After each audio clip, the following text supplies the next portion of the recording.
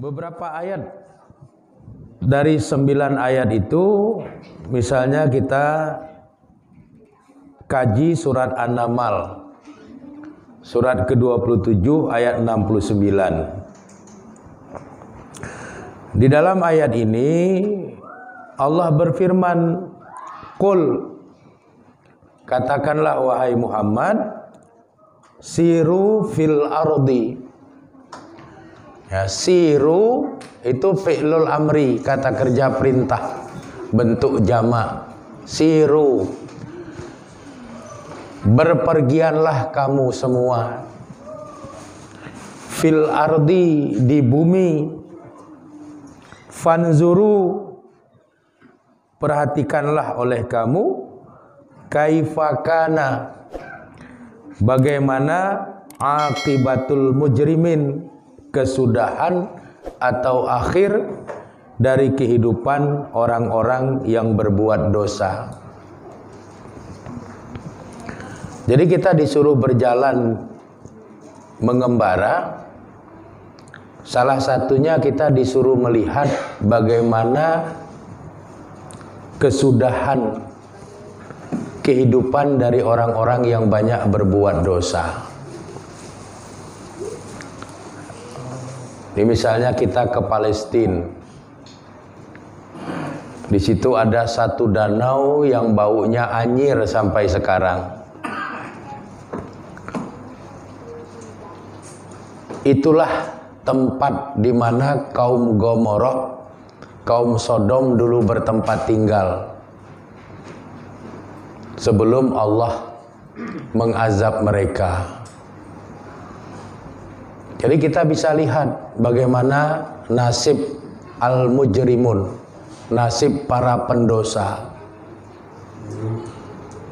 Jadi kita melihat tempatnya saja, kita sudah bisa membayangkan.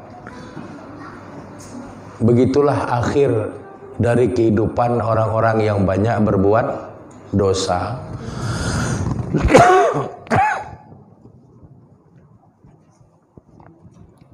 Kemudian kita mengembara ke Ethiopia.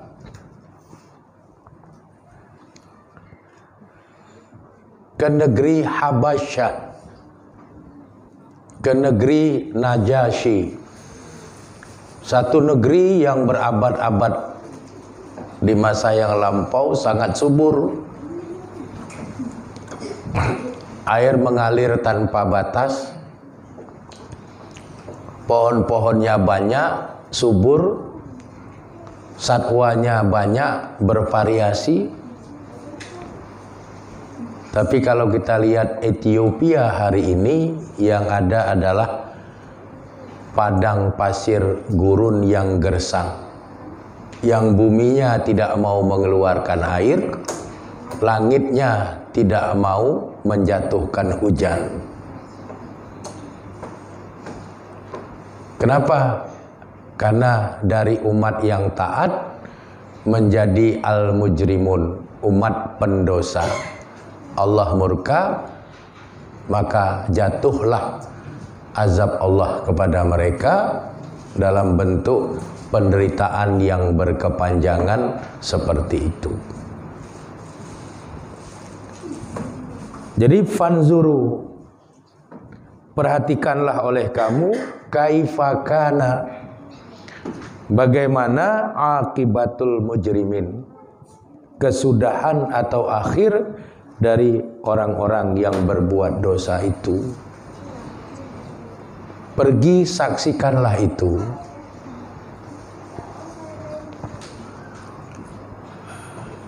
Kemudian di dalam surat Al-Ankabut, surat ke-29 ayat 20, ini redaksinya mirip-mirip.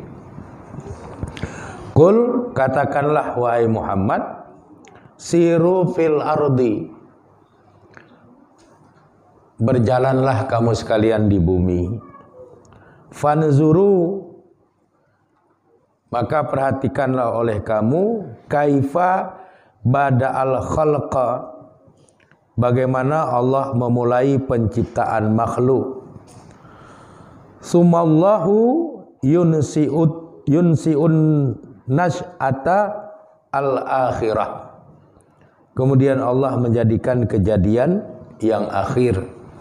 Innallaha ala kulli syai'in qadir. Sesungguhnya Allah atas segala sesuatu adalah maha berkuasa. Jadi di ayat ini, surat Al-Ankabut 20 ini, kita disuruh perhatikan bagaimana Allah memulai penciptaan. Semua makhluk yang Allah ciptakan itu dimulai dari keadaan yang lemah, tidak bisa apa-apa. Semua makhluk begitu. Manusia baru dilahirkan dalam bentuk bayi, itu lemah, tidak bisa apa-apa. Tingkat ketergantungannya 100%. Burung yang baru menetas tidak bisa apa-apa, lemah. Semua makhluk itu bermula diciptakan oleh Allah Subhanahu wa taala dalam keadaan lemah. Baru kemudian perlahan-lahan dia tumbuh dan berkembang menjadi makhluk yang kuat. Dan masa-masa dia kuat itu juga terbatas. Dia akan kembali ke masa-masa lemah sampai akhirnya dia tidak berdaya kembali. Jadi kita disuruh memperhatikan itu. Jadi kalau ada orang sekarang tenaganya kuat, dulu dia itu lemah. Semua orang yang baru diciptakan Allah itu lemah. Baru dilahirkan lemah. Kalau hari ini dia kuat, besok atau lusa dia akan kembali lemah. Kalau sebelum lahir dia nggak ada, nanti dia juga akan kembali tidak ada. Itu disuruh cermati oleh Allah kepada kita. Kebelahan dunia manapun kita pergi, kejadiannya sama. Kita pergi ke Amerika, negara yang sudah maju. Anak yang baru lahir juga lemah. Nggak ada anak di Amerika itu baru lahir terus lari-lari maraton, nggak ada. Ya sama dengan anak-anak di Indonesia. Lahir lemah. Awal mula diciptakan lemah. Baru perlahan-lahan dia kuat. Dan perlahan-lahan pula dia akan kehilangan kekuatannya kembali menjadi lemah seperti awal mula dia baru diciptakan. Itu berlaku di belahan dunia manapun. Kalau nggak percaya, siru fil ardi. Pergilah kamu mengembara di bumi, lihat keadaan itu. Niscaya kamu akan menemukan hal yang sama. Pohon kayu yang hari ini terlihat besar, dulunya hanya pohon kecil. Hari ini terlihat besar. Setelah dia besar, dia berbunga, dia berbuah. Dalam buahnya itu ada biji. Buah itu jatuh, kemudian bijinya tumbuh. Pohon yang sudah besar itu menjadi tua dan akan mati, akan tumbuh lagi pohon baru dari buah pohon yang lama. Dari kecil lagi kembali, terus begitu. Perhatikanlah hal itu, kata Allah. Pergilah kamu ke belahan bumi yang manapun, perhatikan itu, pasti sama. Pohon yang ada di Langsa ini, yang hari ini terlihat besar, dulunya kecil. Tumbuh perlahan-lahan menjadi besar. Nggak ada pohon yang begitu tumbuh besar. Semuanya bermula dari kecil dan lemah. Begitu juga dengan manusia. Dan itu menjadi iktibar, pelajaran. Jadi pada saat sesuatu terlihat besar,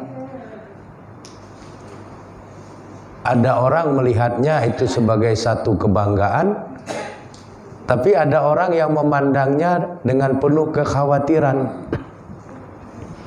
Kalau sesuatu sudah besar, yang khawatir dia paham.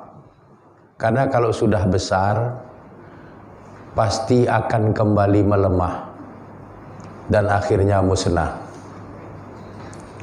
Kalau orang yang nggak paham, ya, melihat kebesaran itu kejayaan. Tapi orang yang paham melihat kebesaran itu adalah awal dari kepunahan. Ini harus kita pahami. Orang yang ngerti Quran memandang kebesaran itu adalah awal dari kepunahan. Jadi bukan kejayaan. Ya, kebesaran itu awal dari kepunahan. Kalau orang memegang filosofis yang ada di dalam Al-Quran. Karena Allah sudah menyuruh kita. Apa yang Allah suruh kita memperhatikan? Kaifa bada'al khalqa. Bagaimana Allah memulai penciptaan semua makhluk. Kecil tidak berdaya, perlahan-lahan menjadi besar, kemudian sangat berdaya, kemudian perlahan-lahan akan melemah, dan setelah melemah dia akan kembali musnah. Jadi pada saat kita mendaki gunung, sikap orang mendaki gunung itu dua. Ada yang menangis pada waktu mendaki karena sulitnya. Ada yang menangis pada saat dia sudah berada pada puncak gunung. Yang bagus itu menangis pada saat sudah berada di puncak gunung. Artinya dia paham dengan makna keberadaan di puncak gunung.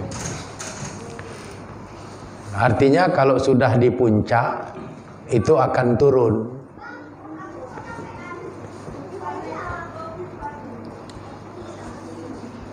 Turun dari puncak gunung dalam makna dinamika kehidupan itu terasa lebih sulit daripada mendaki gunung. Kalau mendaki itu kita belum pernah jaya, masih bersusah payah. Tapi kalau sudah pernah di puncak, kita sudah pernah jaya. Turun dari kejayaan itu lebih menderita daripada mendaki menuju kejayaan. Itu yang Allah ingin ajarkan sama kita. Yang tidak semua orang bisa menangkap isyarat itu.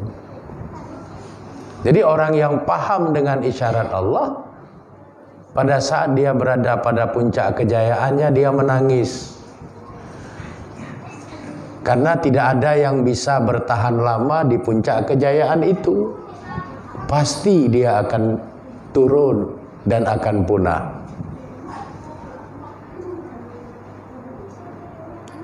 Walikulli ummatin ajal. Dan tiap-tiap umat itu punya ajal, punya batas waktu. Faiza ajaluhum, kalau sampai ajal daripada mereka itu, la yasta'khiruna sa'atan wa la yastaqdimun. Tidak bisa lagi dimajukan, tidak bisa lagi dimundurkan walaupun sesaat. Itu bukan hanya kehidupan pribadi, tapi kejayaan orang juga begitu. Orang yang sudah sampai pada puncak kejayaannya pasti akan turun. Nggak mungkin naik lagi, karena memang sudah titik kulminasi. Turun dari kejayaan itu lebih menyakitkan daripada mendaki untuk memperoleh kejayaan. Banyak orang siap menderita untuk mencapai kejayaan, tapi hanya sedikit orang yang siap menderita setelah dia merasakan kejayaan. Orang pernah kaya sekali, jatuh miskin, pasti stres.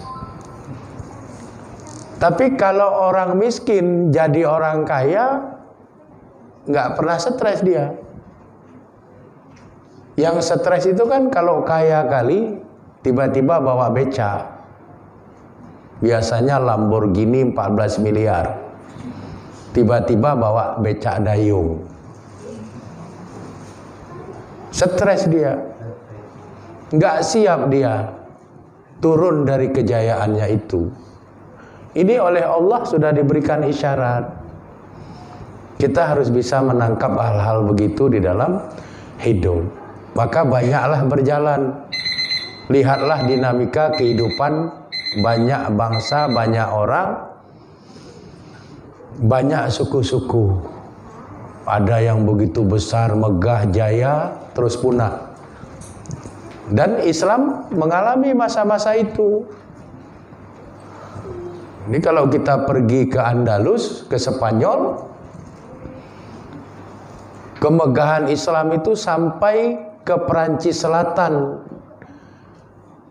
di perut gunung Pyrenea di Perancis Selatan. Dulu Islam pernah jaya hampir 800 tahun di situ. Tapi kalau kita pergi sekarang, nggak ada lagi orang Islam. Sehingga kalau ada orang cerita Islam pernah jaya di tanah Andalus selama hampir 800 tahun. Timbul pertanyaan, apa iya? Kok sekarang nggak ada lagi orang Islam di situ? Kalau sudah berada pada puncak kejayaan, akan turun secara perlahan-lahan dan akhirnya musnah. Mughal di tanah India lebih 500 tahun Islam mengatur tanah India, tanah Hindustan dengan dinasti Mughalnya, dengan benteng Agranya, dengan benteng Hyderabadnya. Tapi sekarang tidak meninggalkan bekas.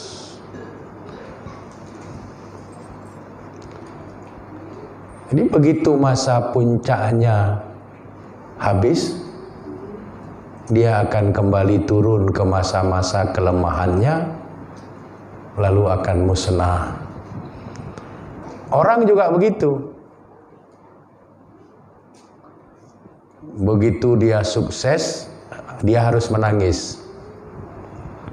Karena kalau sudah sukses, hanya tinggal nunggu waktu saja itu untuk kehilangan kesuksesannya. Kesuksesan itu tidak pernah abadi. Makanya jangan sombong, jangan angkuh pada masa di puncak kejayaan. Jangan senang, jangan gembira di puncak kejayaan. Karena apa? Karena nanti tidak sanggup menanggung beban derita di era kejatuhan. Itu nasihat Allah untuk kita dalam surat Al-Ankabut ayat 20. Fanzuru kaifa bada'al khalqa sumallahu yunsi'un nasy'atal akhirah. Diperhatikan dari awal mula, bersusah-susah, jaya, kemudian habislah masa kejayaan, kembali menurun perlahan-lahan, kembali mengalami kehidupan yang susah, akhirnya kemudian hilang begitu saja, tidak lagi dikenal dan diketahui orang. Jadi harus kita perhatikan itu. Kemudian di dalam surat Ar-Rum, surat ke-30 ayat 9. Awalam yasiru fil ardi, dan tidaklah mereka melakukan perjalanan di bumi. Fayanzuru kaifa kana aqibatul lazina min qablihim. Perhatikanlah oleh kamu bagaimana kesudahan orang-orang sebelum mereka, yaitu para pendusta Rasulullah sallallahu alaihi wasallam. Surat Ar-Rum ayat 9 ini mengingatkan kita kepada Nabi Sallallahu Alaihi Wasallam. Pada suatu hari Nabi Muhammad Sallallahu Alaihi Wasallam menulis surat, ditulis oleh sahabat beliau, sekretaris pribadi beliau Zaid bin Sabit. Surat itu ditujukan kepada Kisra, Raja Imperium Persia. Jadi waktu Nabi hidup, imperium besar itu ada dua. Satu Imperium Persia, satu Imperium Romawi. Imperium Romawi itu Nasrani, Imperium Persia itu paganisme, Zoroaster, penyembah api. Jadi Nabi mengirim surat kepada Kisra Raja Persia meminta supaya beliau masuk Islam.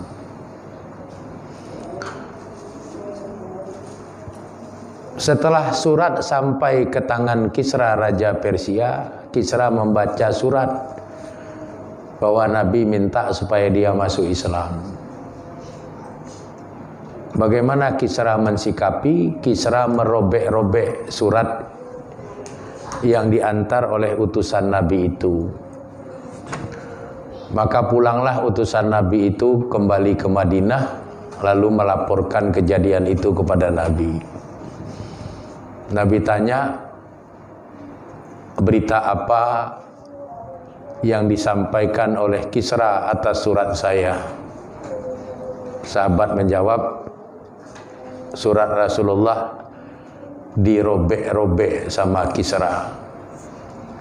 Kemudian Nabi tanya lagi, bagaimana sikap Kisra Raja Persia terhadap surat yang saya sampaikan? Surat Rasul dirobek-robek oleh Kisra. Maka kemudian Nabi berdoa dengan mengangkat kedua tangan tinggi-tinggi.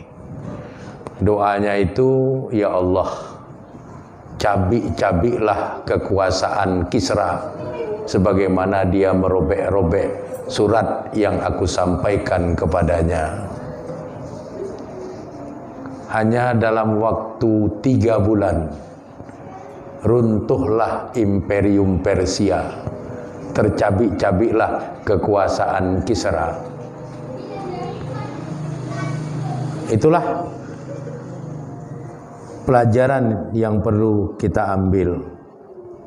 Kaifa kana akibatul lazina min qablihim. Ya. Bagaimana kesudahan orang-orang sebelum mereka yang mendustakan Rasul. Jadi kekuasaan Kisra tercabik-cabik sebagaimana dia merusak, merobek-robek surat Nabi. Jadi kita disuruh melihat itu. Siru fil ardi, bersafarlah kamu, berjalanlah kamu, jelajahilah olehmu bumi ini, untuk kamu bisa mendapatkan banyak hal. Bisa melihat bagaimana kesudahan nasib orang-orang yang banyak dosa, ya, bisa melihat bagaimana proses penciptaan makhluk Allah itu di semua tempat sama, dimulai dari kelemahan, kemudian menuju kejayaannya, akhirnya kembali melemah dan punah. Lihatlah bagaimana sikap dan nasib dari orang-orang yang mendurhakai Rasul, merusak Islam dan sebagainya. Mereka akan tercabik-cabik oleh kelakuannya sendiri. Jadi banyak sekali manfaat kita disuruh bersafar, berjalan, untuk kita bisa melihat, bisa mengambil pengalaman, mengambil ilmu, berbagi ilmu, memberikan ilmu, bisa sambil berniaga dan sebagainya, bisa sambil kita berwisata supaya fresh, segar kembali diri kita. Inilah manfaat-manfaat di mana Allah menyuruh kita untuk mengembara di bumi ini. Jadi kalau ada anak-anak kita kepingin merantau, mencari ilmu dan sebagainya, kita persilahkan dia mencari ilmu, itu untuk pengalaman dia nanti pada saat di hari dia sudah lebih dewasa dan di hari tuanya. Saya rasa inilah yang bisa saya sampaikan. Mudah-mudahan sedikit yang saya sampaikan ini dapatlah kiranya menjadi perhatian dan pengalaman kita bersama. Kurang dan lebih saya mohon maaf. Kepada Allah Subhanahu wa taala saya mohon ampun. Hadanallah wa yakum ajma'in. Wallahu a'lam bishawab. Walhamdulillahirabbil alamin. Assalamualaikum warahmatullahi wabarakatuh.